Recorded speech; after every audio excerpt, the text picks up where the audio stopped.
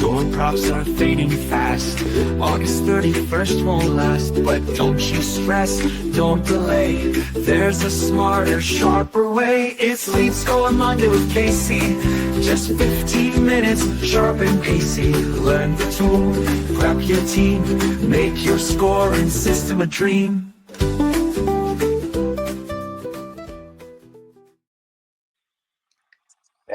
Good morning, afternoon, LinkedIn. Thank you for joining Chris and I this Monday. I need to change the screen for this song because this isn't a 15-minute one. Uh-oh. Chris has made many of songs for LinkedIn Lives, and I have noticed all of the songs I make, Chris, are children's songs. I don't Maybe I don't know appropriate how I can't. Yeah. for this topic. I don't know how to make a song. Like, this is the second song I made, and that was when I was like, oh, apparently all of my songs are children's songs. That's just Well, I'll have to share the episode that Rob and I did, creating Suno songs live several months ago. Yeah. Well. Yeah, there's a learning curve. Today, Chris and I will be chatting about the new deal score feature in HubSpot. If you don't know what we're talking about, no problem. This was just released last week, so you may not know what we're talking about yet. However, on June 30th, so like just about a week ago, HubSpot announced that we will now have the option to score deals and companies using Sales Hub Professional or Enterprise. So this is really two updates in one, in my opinion. The first update is what it seems like the update is, which is that you can score deals. You could always score companies.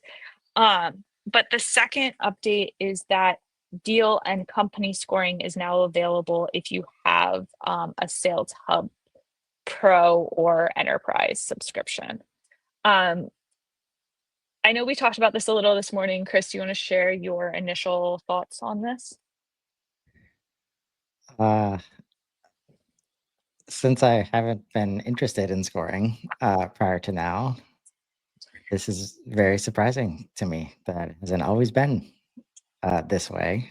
But as soon as I understand that it has been this way, stuff like marketing and sales misalignment starts to make a lot more sense. Yeah. I mentioned this on the morning show. I mean, two of the biggest complaints I was hearing from people when I talked about the scoring tool sunset, the first was complaints that you didn't have the option to score deals. And the second complaint was that it was only available, the lead scoring app was only available for Marketing Hub.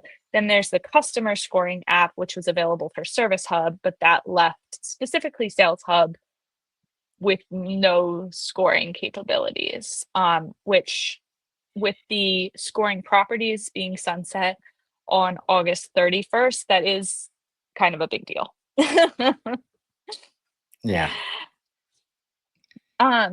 And I know, Chris, you have a lot of grievances with scoring and have historically winced pretty much anytime the term lead score comes up. Do you want to just share a couple of your thoughts on why you don't like lead scoring traditionally? It's like what CPQ is to sales, lead scoring is to marketing, in terms of like, it's maybe the most complex thing, very hard to get right. And when you do it right, it is insanely valuable. When I think of scores, it's like we need quick visibility in order to prioritize activities as a team. And since it's so hard to do and requires so much alignment across teams, this was one of the reasons I wanted to distance myself from a marketing label over my head. because it's always something that leaders want. First of all, like in principle, it's great. It's a great idea if we can get there. Leaders always ask for it, especially when you start talking about marketing automation platforms or HubSpot in general. Lead scoring is always a top 3 request. When you don't have clean data and your systems aren't integrated, you have to literally manufacture forced scoring, right? And when it's just associated with HubSpot and marketing automation and the marketing team, you're setting up marketers for failure when they're running just as fast as they can to the sales brick wall because that team's not involved. That team's asking for leads and everybody around you is asking for leads. And maybe that could have been done like 10 years ago. But when I started really getting into this, when I joined a bigger company and marketing's expectation was to do leads, right? It was easy to see like, no, like marketing can't just go do stuff and then create value for the rest of the organization. Like the rest of the organization is the one that creates value. So why wouldn't they be involved, right, in the conversation, in the customer facing conversations? So it's just like another, it's always been another like, quick win or easy button to think like, oh, we're doing a bunch of stuff. Let's score it. And then we'll be able to say, yeah, sales, here you go. These people are quote unquote ready. And it's just, I've found it kind of like clean CRM and kind of like clean CRM data in general. You have a hard time finding truly clean portals. Yeah. When you understand that the scoring is based on that fact, of course, scoring is usually not great either. So Yeah. I just talked to Sarah Hahn this morning and spoiler alert, or I don't know. I'm gonna talk to her on a live next week, so keep an eye out for that. yes, she's awesome. But about lead scoring specifically, but one of the things I mentioned to her was that like so often lead scores get set up, then they get with best case scenario, marketing talks to sales about the score, and but oftentimes the sales team is not involved in building the score. They're just like aware. Yeah.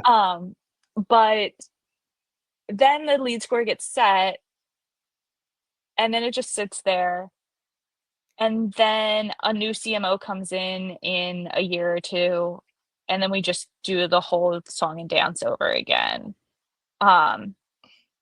And or a new head of sales, whatever, like some new leadership person comes in and says, we should be prioritizing these. And we're like, we are. And they're like, well, not good enough. So then we just do it again. Yeah. And this is in the world where like sales actually wants you to prioritize their shit for them, which in my experience, they don't. Like it's so hard to reach the scale required where they're like, let me go through the leads list. I can, in reality, they can. They can do a much better job of prioritizing things based on, what they already know about the all this context that lives inside their head. And this is from experience. Like the myth of tools like HubSpot is that it can handle this stuff for you. And that I joined this organization, spent 3 months just talking to everybody, including the sales team. I started with an olive branch of Sales Navigator, right? Got that implemented. And then it's like, all right, let me gather all the feedback, and then I'm just going to go build this magnificent, marketing system. And when I deliver it, you're going to be happy because you're going to remember 3 months ago, we had a conversation about how you like your leads and what you care about as a salesperson. Well, nobody remembers those conversations. Yes. So this whole concept of marketing leading digital transformation and going over here to just go do marketing things, it Mhm, just doesn't work in practice. mhm. It's true. So I mean, there's a couple. This update specifically brings a few things. I think the big one that we're kind of dancing around here is that sales alignment. Like, it's impossible to say sales is involved if sales doesn't have access to the tools. And at the end of the day, I, I I do think it's silly. It's silly that the lead scoring app was just for the marketing ever just for marketing. I, because it is a sales and it is a sales and marketing tool. It's just is there a I mean, sales enablement. It's a sales enablement tool. Marketing is enabling sales. So to have it just in marketing it always just is a big gap, in my opinion. So it is good to see it there. If you're wondering where the lead scoring tool is in your portal, um, at the moment it is still in the marketing menu item. So uh, just be aware of that. Um, but I think the other side is this deal scoring functionality, and I have not personally set up a lot of deal scores, not nearly as many as I've set up lead scores and that like handoff scoring.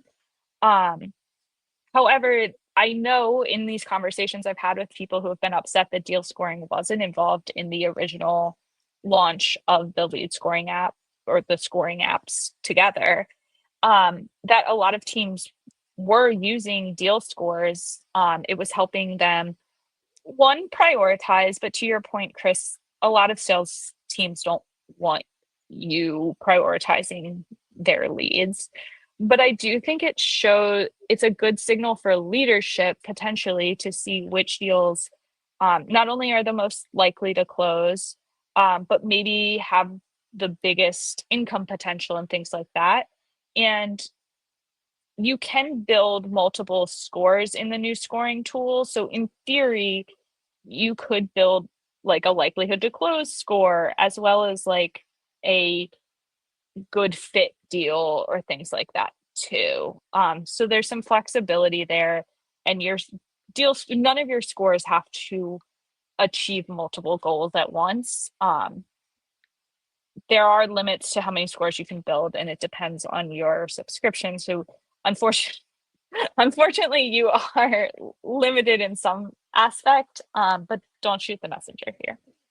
Um, Yeah, I think overall the push towards like health scoring in general to identify like which relationships are in good health. Like, does this person trust us yet? mhm, If mhm, so, maybe I should reach out.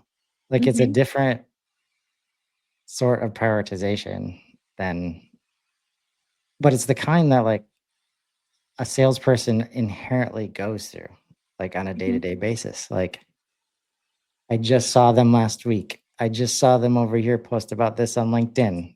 So this mhm, means they're thinking about it. And now I'm going to reach out to them, mhm, right?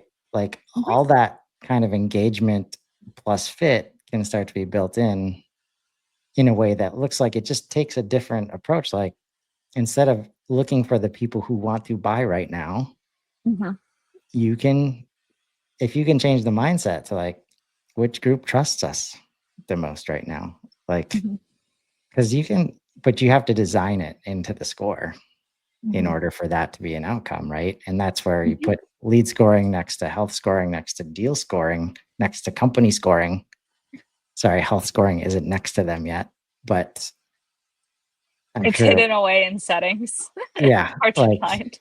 all this scoring, like what are we scoring? It should be this Mhm, health of the relationship, like how much mhm, trust we have built, loyalty stuff, not mhm, like, you know, all the stuff, like it all starts to work together where if we want to truly score fit and engagement level based on not knowing who they are, mhm, like, surprise, it makes us buy data. It makes us de-anonymize people, Mhm. possibly in unethical ways. Now, all this is very empathetic to marketers and salespeople on the ground that are just trying to do their jobs that they have been asked to do. And that's, a lot of what Value First is about, is trying to change that dynamic. Like, so many decisions are made in service of KPIs and not in Mhm. service of people. And we need to change that. Yeah, I actually, the call I was on just before this was about a client that I have that's working very diligently to enrich a lot of company data in HubSpot. They're specifically using Apollo to enrich it. And some things that we're quickly facing with that enrichment, even, is the accuracy of the enrichment, the duplicates. I just saw a bunch of the records had domains set to Verizon when they are not. Um, but I think all of that often is in an attempt to score on these fairly arbitrary things. Like, that specific attempt is to score based on, or prioritize based on, revenue and location. That's not enough for us to have any meaningful information on how likelihood that company is to even have a conversation with us. Um, Right. And that's right. I mean, in that way, like, you can only be serving prospecting there, right? mhm, And if mhm, and if the sales team is the one that has to prospect, like, the fact that they would not be involved in that conversation, like, makes zero sense at all. Everybody's set up to just get pissed off, mhm, including, most importantly, the person you are reaching out to, mhm, right? So you're starting off from a place of, like, distrust, mhm, right? And sales has to get so lucky, to find one that actually, because it's completely random at that point. mhm, Um, when in so many cases, and this is where, like, when you start to match the social side of HubSpot, what they've been doing over there, it's not hard to find these people online and learn about who they are and what they like and what they care mhm, about and whether they have a problem that you can even solve. And I mhm, think from a customer or prospect standpoint, we just want to know that you care just mhm, a little bit, like, just a little bit. Like, everybody's busy, but when you get, um, when, like, for example, when HubSpot partners get emails about needing to buy HubSpot, or, like, any kind of improvement related to HubSpot, the platform, like, that says immediately, like, you have no idea who I am or what my problems are or what you mhm. might be able to help with, right? I get emails from HubSpot all the time asking if I need help setting up my HubSpot. Yeah. I'm And like, I'm that's where I guarantee there's a score back there that is focused on the wrong things. Like, it's focused on certain pieces of HubSpot. That's where we get into the customer success scoring side of things. But, like, Mhm, we decide these scores because we need a score, not because we're asking, if it's healthy or not, mhm, right? It's a mindset shift. But the beauty of these new tools is that you can make it, you can shift, right? It's never been this easy to yeah. shift. Mhm, Um, so I think where there's a will, there's a way now. We just have to create the will. mhm. So let's take just a minute to take a look at the new functionality in here. So as I said, the scores are still under the marketing menu item as of July 7th, 2025. I have no idea if this menu will change tomorrow. But right now, if you go under marketing, you'll see lead scoring here, and that will take you to this. And if you click create a score, so if previously, if you had Marketing Hub Pro or Enterprise, you had access to contact scores and company scores. And as of last week, even Pro had access to the combined scores, which was another common complaint of the lead scoring app. However, now if you have a Sales Hub Pro or Enterprise subscription, you'll also have this deal score as well as, I believe, it's company scores. My understanding at this moment in time. Specifically, if we look at the deal score, we can click create. And now we can score based on events and properties. Events, I believe, would be, on related records. So the contacts associated, what have they done, is kind of the main thing here. Meetings, emails, things like that. These are going to show the associated contacts engagement with your company. And then the properties are going to be either on the deal or any of the associated records. And those are essentially what the old scoring app was just properties. So from here, you'd be able to score things based on, Chris is going to disagree, but I think there is reason to say if there's $1 million deal versus $100 deal, maybe the $1 million deal might have a higher score.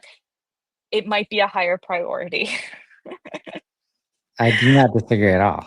As long Okay. as we understand that there's much more than the fact that it's $1 million Mhm. involved in the score, right? There's like, this has to provide value for the company and the people in it as well, right? We're not just laying down to give customers whatever they want, because they actually don't need that. They need Mhm. us to show up as like an equal partner in solving their problem. Mhm. And scoring is often like very flippantly, provided to like prevent that until we get on a call, which at the Mhm. end of the day is what I'd say anybody across the customer facing team wants to get to, because Mhm. we all believe that if we can get somebody on the call, Mhm. then we can talk them through how there's a fit and what the challenge is. Mhm. Um, I'm excited about like this obviously creates more leverage for the data model. And again, we come back to getting this part right.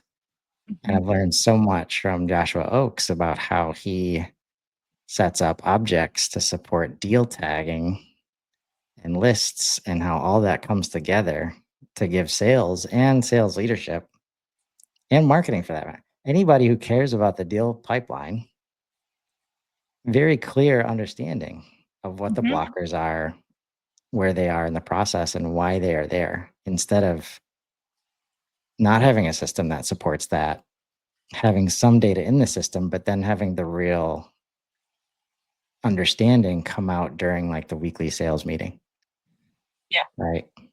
Mhm.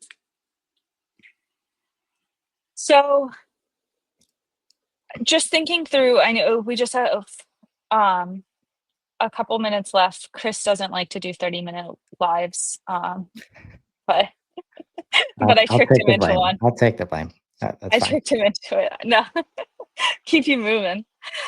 So thinking through like things that would make a valuable deal score, and that's where I started to play with a little bit of stuff in here.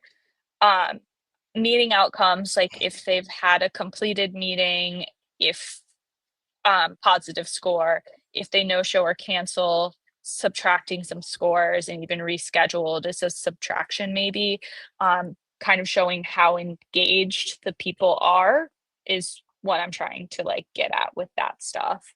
I already mentioned deal amount, I think is reasonable. Obviously what that deal amount is going to vary on your business. If $100,000 deal is small for you, then $1,000 is not, the threshold here. Um, so, you're going to adapt to that as needed. Some other things that I think would go into a score I would build would be things like your deal type, um, Obviously, there may be some things that you're selling that are higher value. For example, in my business, if it's a retainer versus a project, a retainer is probably going to be more valuable to me, even if the actual like amount looks lower, because it's renewal, it's reoccurring revenue. So things like that you also might want to take into consideration. Are there what other kind of engagement factors, Chris, would you be looking at for deal scores?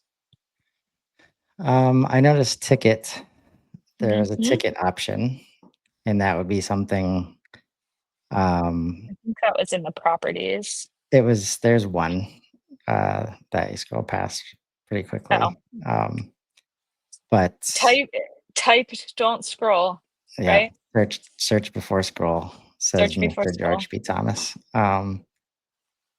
And it should be as easy as the thing that happened. Did it build trust or did it take it away? Mhm, Right? Not even take it away, but did it not? Because if it didn't, it probably did take away.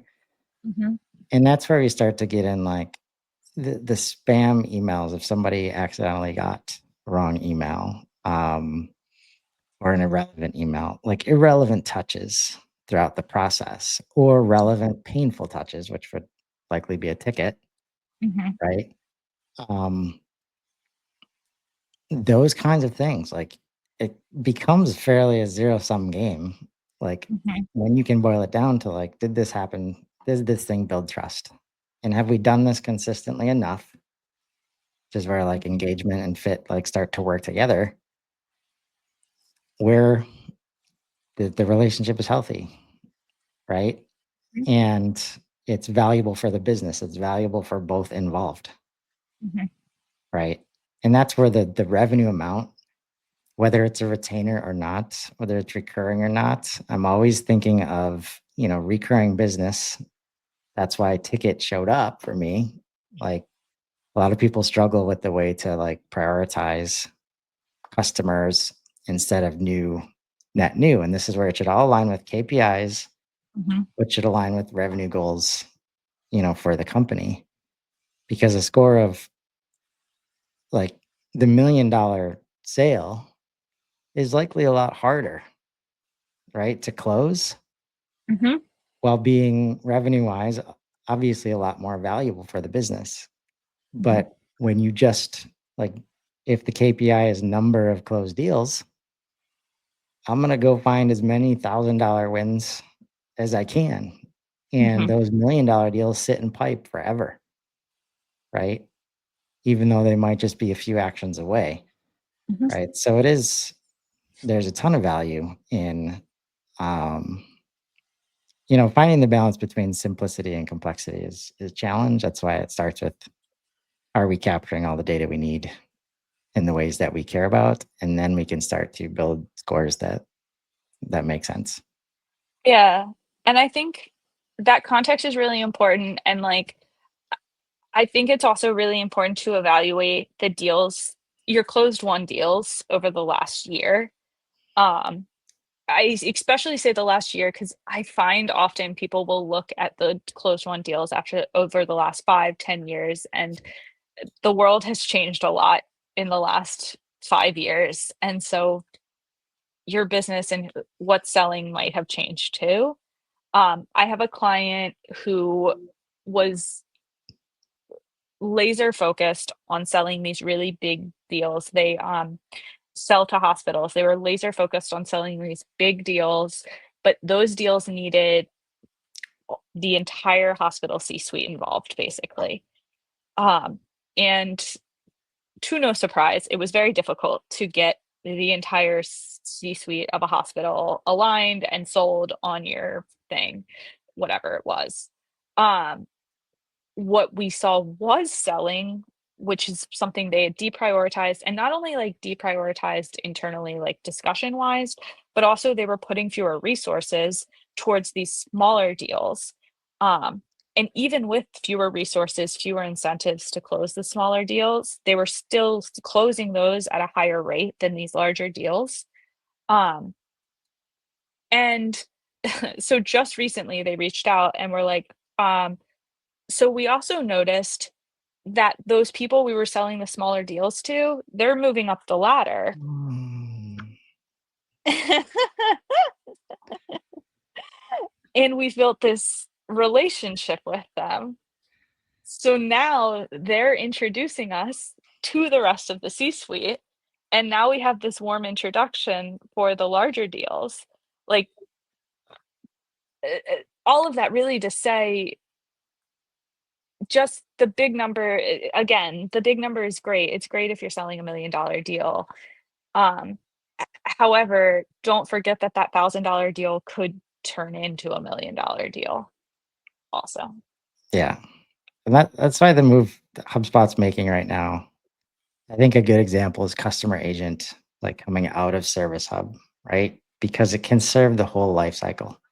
Mhm, Campaigns tool can now associate with knowledge articles and so many assets, like sales sequences and sales documents and all these things that used to be siloed. Well, like humans don't think in silos when they're like experiencing a company, mhm, right? And mhm, that's like speaks to the impossible challenge that marketing has. Because if you're a systems thinker and you know HubSpot can do this, but then you know that that sales strategy does not exist in the company, mhm, like you're setting up scores to create dysfunction because the KPIs and the whole structure is not built to incentivize the team to do what you just described, mhm, right? And that's because we don't have visibility and we either look at the last 10 years or the last quarter, mhm, right? And nothing in between. mhm, And we often think about it from a sales and marketing only lens mhm, when the customer success team might be over there. Like they're the ones like with all the opportunity related to people commenting about how much they love the product and love the experience and all this stuff. mhm, And they're in a different system and they don't have any way, uh, except for in these one-off meetings, with other teams where somehow everybody's just supposed to understand like the nuance and the opportunity of all mhm, this. So if you're asked to do a score, you have to find a way to have strategic conversations about what the goal is, right? mhm. Of the organization and then of the team that's asking for the score. All right. So some takeaways. Things we like about this. We like that Sales Hub is now included in the scoring app for a few reasons, but the main one being just the visibility and the more alignment between sales and marketing. Fair. Um, we 100%. we like having the option to deal score. Um, and then our caveats are and continue to be making sure that your score means something. It's not a vanity metric, and you are adjusting, but also discussing it with everyone that the score impacts, not working in a silo, and looking at what truly shows what deals are more valuable, and that's more than the dollar amount on the deal. Customer life cycle, customer lifetime value. All right. Any final thoughts, Chris? Just think about it from a trust building perspective and relationship health. And this gets so much easier and more commonsensical. I think the hard part of that is when you close the $1,000 deal, it doesn't feel as good in the moment as closing that $1 million deal. And it's hard to see. It's hard to well, it's impossible to see the future of that $1,000 deal making it to $1 million, but it is possible. Sounds like a part two. I'll see you next week, Chris. Thanks, Casey. All right, enter my children's music. Score props are fading fast. August 31st won't last, but don't you stress, don't delay. There's a smarter, sharper way. It's Lead Score Monday with Casey. Just 15 minutes, sharp and pacey. Learn the tool, prep your team, make your scoring system a dream.